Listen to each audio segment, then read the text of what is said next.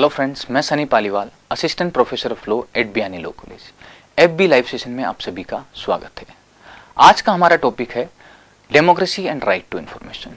आइए सबसे पहले हम समझते हैं कि डेमोक्रेसी का मतलब क्या होता है। डेमोक्रेसी जो वर्ड है वो एक ग्रीक वर्ड है जिसका मतलब ये होता है कि demos plus kratos. Demos means people, kratos means rule. Abraham Lincoln ने सबसे पहले कहा था कि by the people, of the people and for the people. Means इसका मतलब ये हुआ कि system where people have contribution in decision making system. Means ऐसा सिस्टम जहां लोगों की आवाज को सुना जाता है, लोगों के जितनी भी डिस्प्यूट्स हैं, लोगों की जितनी भी प्रॉब्लम्स हैं, उनको ध्यान में रखकर गवर्नमेंट कोई भी एक्शन लेती है। तो ऐसा अगर कोई गवर्नमेंट सेटअप है तो उसे हम एक डेमोक्रेटिक कंट्री कहते हैं। जैसा हम जानते हैं कि इंडिया एक लार्जेस्ट डेमोक्रेसी है।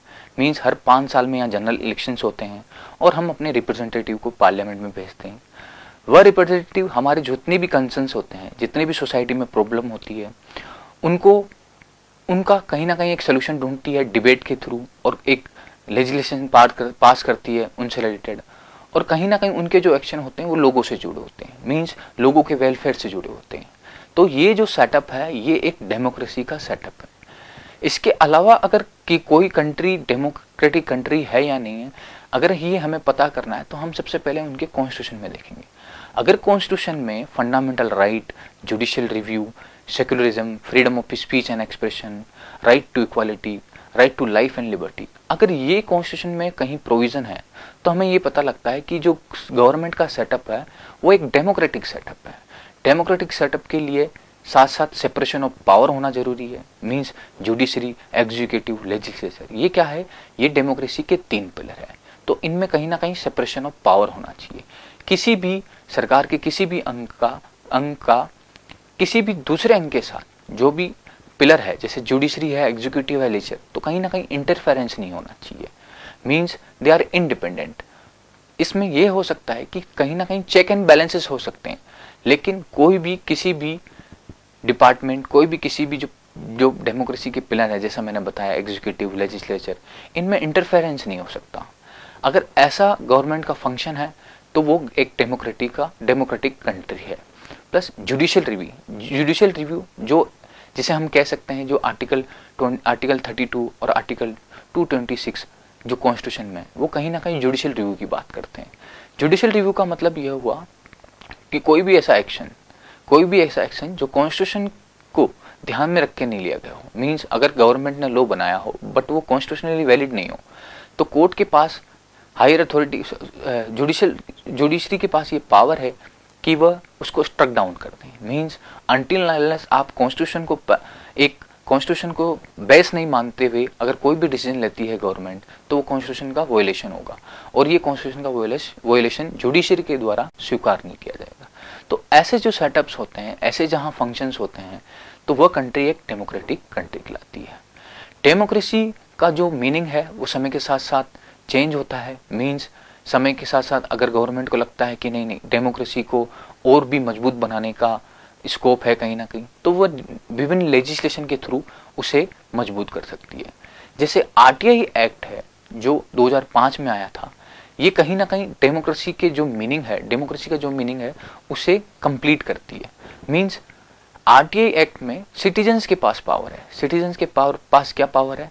उनके पास ये पावर है कि हमारी जो भी गवर्नमेंट की डिपार्टमेंट है वो सोसाइटी के लिए काम कर रहे हैं या नहीं कर रहे हैं, कहीं ना कहीं करप्शन तो नहीं हो रहा। अगर सिटीजन्स को ऐसा लगता है तो एक इन्फॉर्म सिटीजन्स का होना जरूरी है। मींस सिटीजन्स का पार्टिसिपेशन बहुत जरूरी है। अब पार्टिसिपेशन कब होगा? जब हम जान पाएंगे कि गवर्नमेंट्स के क्या अफेयर्स हैं, गवर्नमेंट के फंक्शंस क्या हैं, और गवर्नमेंट किस तरह से जो एजुकेशन जो पॉलिसी है, जो इंफ्रास्ट्रक्चर के प्रोजेक्ट हैं, जो हेल्थ के प्रोजेक्ट हैं, वो कैसे लोगों तक पहुंच पा रहे हैं। मींस कहीं ना कहीं जो एडमिनिस्ट्रेटिव बॉडी है वो कहीं ना कहीं ऐसे डिसीजन तो नहीं ले रही जो हमारे अगेंस्ट हो। तो इसके लिए सिटीजन्स के पास इंफॉर्मेशन होना जरूरी है। Means freedom of speech and expression है, right to life and liberty है, राइट टू इक्वालिटी है, तो साथ साथ उसके राइट टू नो भी है। मींस राइट टू नो भी एक डेमोक्रेसी में होना बहुत जरूरी है। तो हमारा फंडामेंटल राइट में भी कहीं ना कहीं एक राइट टू नो, एक छिपा हुआ कहीं ना कहीं हमारे पास एक अधिकार है। तो राइट टू नो से ही आरटीआई एक्ट इंट्रोड्यूस हुआ 2005 में। अब इसमें कुछ इंपॉर्टेंट जो सेक्शंस है जिनके बारे में जानना बहुत ज़रूरी है। सबसे पहले तो हम ये बात करेंगे कि इन्फॉर्मेशन का मतलब क्या होता है। इन्फॉर्मेशन का मतलब होता है कि एनी मटेरियल, इन इलेक्ट्रॉनिक रिपोर्ट भी हो सकता है, वो कोई डॉक्यूमेंट भी हो सकता है, कोई ओपिनियन और एडवाइस हो सकती है, कोई मैप और प्लान हो सकता है, कोई कॉन्ट्रैक्ट हो सकता है। मीन्स ऐसा कोई भी इंफॉर्मेशन जो गवर्नमेंट हमें दे सकती है, मीन्स जिससे हम ये जान सकते हैं कि गवर्नमेंट्स के फंक्शंस कहीं ना कहीं हमारे लिए जो वेलफेयर जो स्कीम है या जो हमारे हमारे जो प्रोजेक्ट हैं, जो गवर्नमेंट प्रोजेक्ट हैं, वो सही से चल रहे हैं या नहीं। क्योंकि हम एज ए सिटीजन्स गवर्नमेंट को टैक्स पे करते हैं और उन टैक्स का सही से यूटिलाइजेशन हो रहा है या नहीं हो रहा है, ये जानने का हमारा अधिकार है। तो ये बात हुई इन्फॉर्मेशन। अब हम बात करते हैं कि पब्लिक अथॉरिटी का मतलब क्या होता है।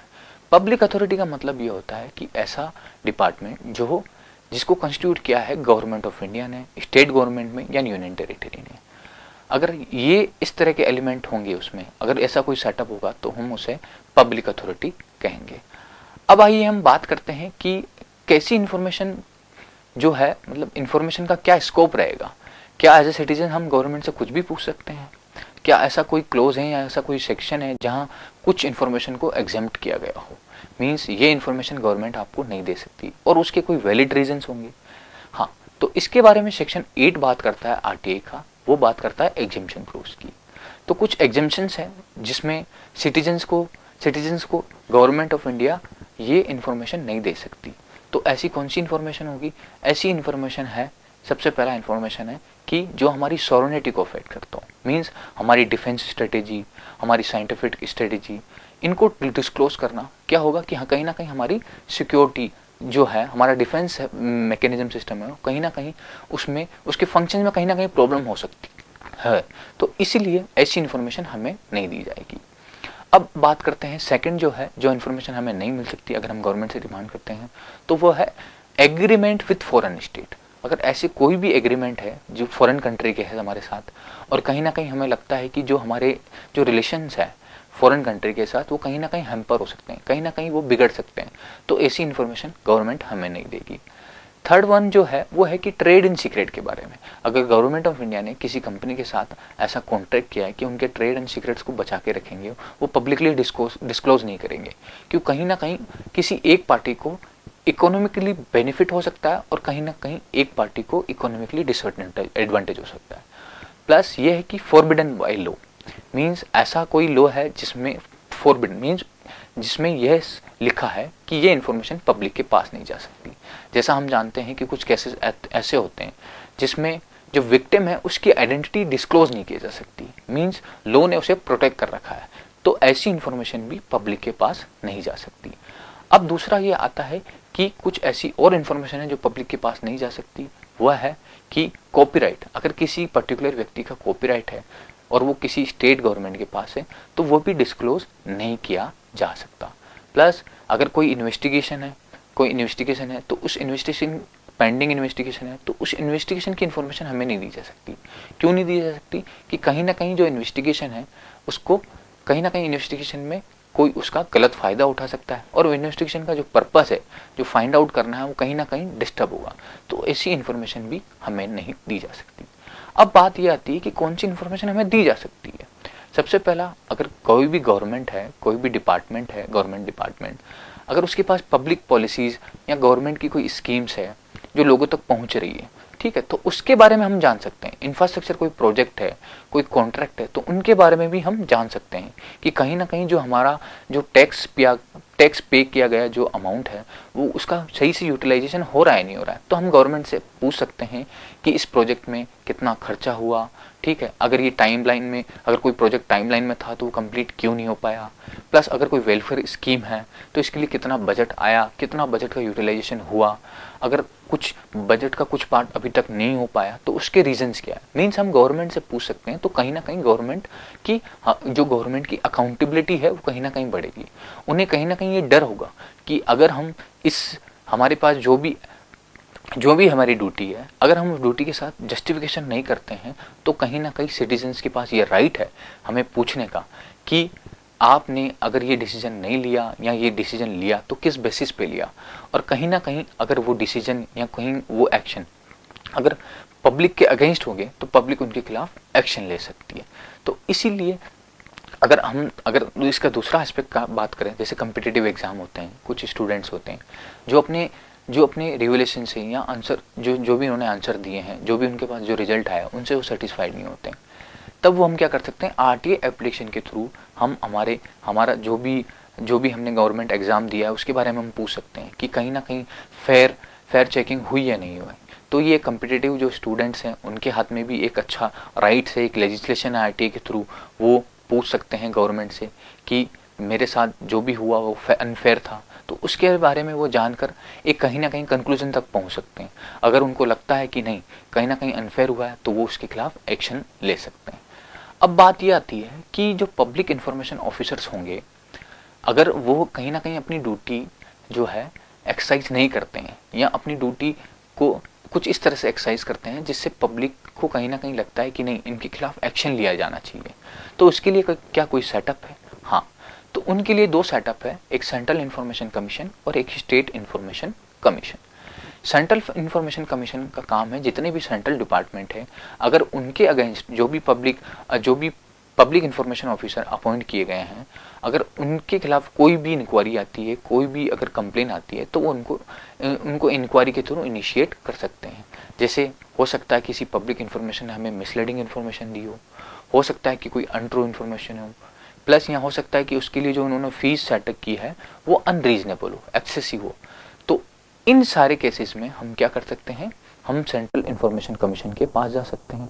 अगर ऐसा ही कोई अगर स्टेट गवर्नमेंट का डिपार्टमेंट है तो हम स्टेट गवर्नमेंट की डिपार्टमेंट है तो पब्लिक इंफॉर्मेशन जो होगा प्लस, तो उसके लिए हम स्टेट इंफॉर्मेशन कमीशन के पास जा सकते हैं कि कहीं ना कहीं जो पब्लिक इंफॉर्मेशन ऑफिसर है उन्होंने अपनी ड्यूटी को जस्टिफाई नहीं किया है और इनके अगेंस्ट इंक्वायरी होनी चाहिए। तो इसका मतलब ये हुआ कि हमारे पास जो आरटीआई एक्ट है उसमें एक कंप्लीट सेटअप है। कंप्लीट सेटअप का मतलब ये हुआ कि इन्फॉर्मेशन क्या है इसके बारे में भी हमें पता है, पब्लिक अथॉरिटी क्या है इसके बारे में भी हमें पता है, साथ साथ हमें ये भी पता है कि अगर हमारी बात को नहीं सुना गया तो हम क्या कर सकते हैं, हम स्टेट इंफॉर्मेशन कमीशन के पास भी जा सकते हैं, हम सेंट्रल इंफॉर्मेशन कमीशन के भी पास जा सकते हैं। धन्यवाद। आज हमने समझा डेमोक्रेसी और आरटीआई का कैसे लिंक होता है और क्यों एक डेमोक्रेटिक कंट्री में आरटीआई राइट टू इन्फॉर्मेशन होने का जरूरी है। धन्यवाद। Stay home, stay safe.